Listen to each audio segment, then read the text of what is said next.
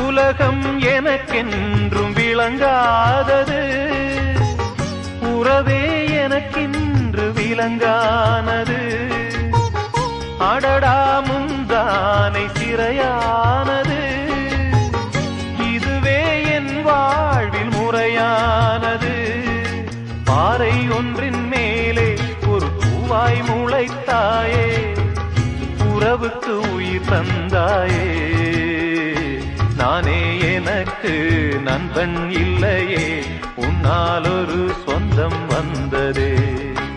என்னைத்தானே தஞ்சம் என்று நம்பி வந்தாய் மானே.